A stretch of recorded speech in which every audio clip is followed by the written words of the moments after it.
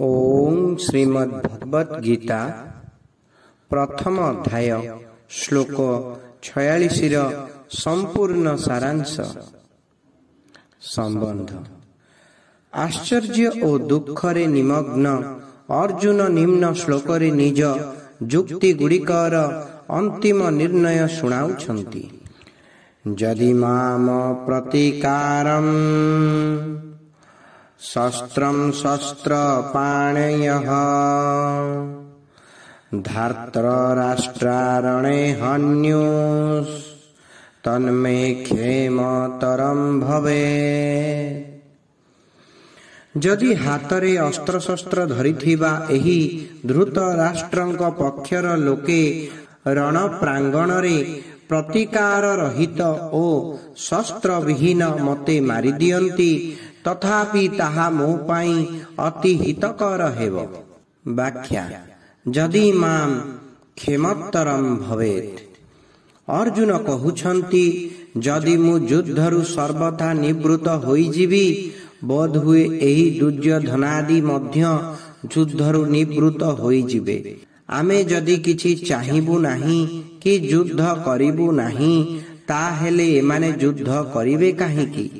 जदि उत्तेजित होई तथा हातरे अस्त्र धारण करी धृत राष्ट्रंक पक्षर लोकमाने सबुदिन पाई सेमानंकर मार्ग निष्कंटक करिबाकू एवं शत्रु समाप्त करिबाकू विचार करी युद्ध पाई अनिच्छुक ओ अस्त्र विहीन मते मारि दियंती तेबे सेमानंकर एही हत्या मो पाई हितकारक हेब। मु युद्धरे गुरुजन मानंकु मारी घोर पाप करिबाकू जेउ निर्णय करिथिली सेही निर्णय रूपक पापर प्रायश्चित होइजिब। सेही पापरु मु शुद्ध होइजिबि। तात्पर्य हेला जदि मु युद्ध न करिबि ताहेले मु पापरु त्राही पाइजिबि एवं मोर कुल मध्य नष्ट हेब नाही। जेउ मनुष्य निज पाई कौनसी विषय वर्णना करे ता निज उपरे सेही विषयर प्रभाव पड़े। ठीक सेही परि अर्जुन एबे जेते शोकाविष्ट 28 श्लोक रे कहिबा आरंभ कला बेले से सेते शोकाविष्ट होई नथिले। पूर्वरु अर्जुन युद्धरु उपरत होई नथिले किंतु शोकाविष्ट होई कहु कहु शेषकु से युद्धरु उपरत होई जाउछन्ति एवं धनुर्बाण त्याग करी बसी जाउछन्ति।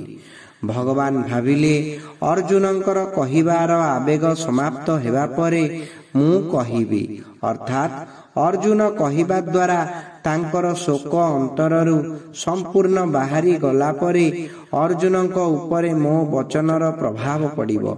सेथिपाई भगवान मझिरे किछि कहिले नाही। विशेष कथन। ए पर्यंत अर्जुन निजको धर्मात्मा मने करी युद्धरु निवृत्त हेबा पाई जेते गुड़िए युक्ति उपस्थापित कले संसार रे जड़ित रहितिबा लोके अर्जुनंकर सेही युक्ति गुड़िकु यथार्थ मने करिबे एवं आगकु भगवान जहा बुझाइछन्ति से सबकु यथार्थ मने करिबे नाही। एहार कारण जेउ मनुष्य जेउ स्थिति रे थांती से माने सही स्थिति बा श्रेणीर कथा को ही ठीक मने करंती। ता ठारू उच्च स्तरर कथा को से माने बुझी पारंती नाही। अर्जुनंक अंतर रे कौटुंबिक मोह रहिछि एवं से मोहरे आविष्ट होई धर्म और साधुता संपर्क रे भल भल कथा कहउछन्ति। एणु जेउ लोकमानंक अंतर रे कौटुंबिक मोह रहिछि सेहि मानंकु ही अर्जुनंक कथा यथार्थ मने हेब। जीवर कल्याण दिगकु भगवानंकर दृष्टि रहिछि। भगवानंकर एही उच्च स्तरर दृष्टि को सेमाने बुझी पारंती नाही। तेणु सेमाने भगवानंक कथा को उचित मने करिवे नाही बरं भाविबे जे अर्जुनंक पाई युद्ध रूपक पापरु निवृत्त हेबा उचित थिला किंतु भगवान तांकु युद्धरे प्रवृत्त कराई ठीक कले नाही। ପ୍ରକୃତରେ ଭଗବାନ ଅର୍ଜୁନଙ୍କ ଦ୍ୱାରା ଯୁଦ୍ଧ କରାଇ ନାହାନ୍ତି, ବରଂ ତାଙ୍କୁ ତାଙ୍କ କର୍ତ୍ତବ୍ୟର ଜ୍ଞାନ କରାଇଛନ୍ତି।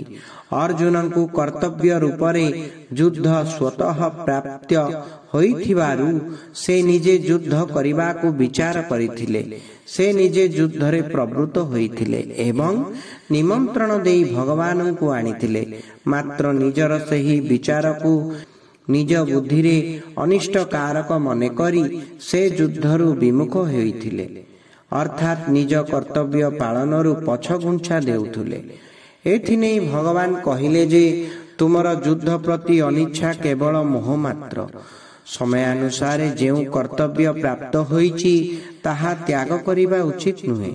ଜଣେ ବଦ୍ରୀ ନାରାୟଣ ଯାତ୍ରୀ ରାସ୍ତାରେ ଦିଗଭ୍ରମ ହୋଇଗଲେ, ଅର୍ଥାତ୍ ସେ ଉତ୍ତରକୁ ଦକ୍ଷିଣ ଦିଗ ଓ ଦକ୍ଷିଣକୁ ଉତ୍ତର ଦିଗ ବୋଲି ଭାବିନେଲେ।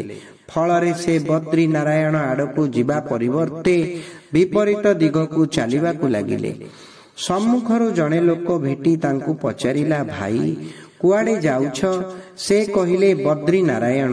ସେ ଲୋକଟି କହିଲା, ଭାଇ ବଦ୍ରୀ ନାରାୟଣ ଇଆଡ଼େ ନୁହେଁ ସିଆଡ଼େ। ଆପଣ ତ ବିପରୀତ ଦିଗକୁ ଯାଉଛନ୍ତି। ପ୍ରକୃତରେ ସେହି ଲୋକ ଜଣକ ଯାତ୍ରୀଙ୍କୁ ବଦ୍ରୀ ନାରାୟଣ ପଠାଇଲେ ନାହିଁ, ବରଂ ତାଙ୍କୁ ଦିଗର ଜ୍ଞାନ କରାଇ ଠିକ୍ ବାଟ ବତାଇ ଦେଲେ। ସେହିପରି ଭଗବାନ ଅର୍ଜୁନଙ୍କୁ ତାଙ୍କ କର୍ତ୍ତବ୍ୟର ଜ୍ଞାନ କରାଇଛନ୍ତି, ଯୁଦ୍ଧ କରାଇ ନାହାନ୍ତି। ସ୍ୱଜନମାନଙ୍କୁ ଦେଖି ଅର୍ଜୁନ ଭାବିଥିଲେ, ମୁଁ ଯୁଦ୍ଧ କରିବି ନାହିଁ, ନ ଯାଶ୍ଚୋ। କିନ୍ତୁ ଭଗବାନଙ୍କର ଉପଦେଶ ଶୁଣି ଅର୍ଜୁନ ଆଉ ମୁଁ ଯୁଦ୍ଧ କରିବି ନାହିଁ ନ କହି ଆପଣଙ୍କ ଆଜ୍ଞା ପାଳନ କରିବି କହିଥିଲେ। କରିଷ୍ୟେ ବଚନଂ ତବ, ଅର୍ଥାତ୍ ସେ ତାଙ୍କ କର୍ତ୍ତବ୍ୟ ପାଳନ କରିବେ ବୋଲି କହିଥିଲେ। ଅର୍ଜୁନଙ୍କର ଏହି ବଚନରୁ ସିଦ୍ଧ ହେଉଛି ଯେ ଭଗବାନ ଅର୍ଜୁନଙ୍କୁ ତାଙ୍କ କର୍ତ୍ତବ୍ୟର ଜ୍ଞାନ କରାଇଛନ୍ତି। ବାସ୍ତବରେ ଯୁଦ୍ଧ ହେବା ଅବଶ୍ୟମ୍ଭାବୀ ଥିଲା, କାରଣ ସମସ୍ତଙ୍କର ଆୟୁ ସମାପ୍ତ ହୋଇସାରିଥିଲା। ଏହାକୁ କେହି ଏଡ଼ାଇ ପାରି ନଥାନ୍ତେ। ସ୍ୱୟଂ ଭଗବାନ ବିଶ୍ୱରୂପ ଦେଖାଇବା ସମୟରେ ଅର୍ଜୁନଙ୍କୁ କହିଛନ୍ତି, ମୁଁ ବର୍ଦ୍ଧିତ କାଳ ଏବଂ ସମସ୍ତଙ୍କର ସଂସାର ପାଇଁ ଏଠାକୁ ଆସିଛି। ତୁମେ ଯୁଦ୍ଧ ନ କଲେ ମଧ୍ୟ ଏହି ବିପକ୍ଷର ଯୋଦ୍ଧାମାନେ ବଞ୍ଚିବେ ନାହିଁ। ଏଥିପାଇଁ ଏହି ନରସଂହାର ଅବଶ୍ୟମ୍ଭାବୀ ଥିଲା। ଅର୍ଜୁନ ଯୁଦ୍ଧ ନ କରିଥିଲେ ମଧ୍ୟ ଏହି ନରସଂହାର ହୋଇଥାନ୍ତା। ଅର୍ଜୁନ ଯଦି ଯୁଦ୍ଧ କରିନଥାନ୍ତେ ତଥାପି ଯୁଧିଷ୍ଠିର ଯୁଦ୍ଧ କରିଥାନ୍ତେ।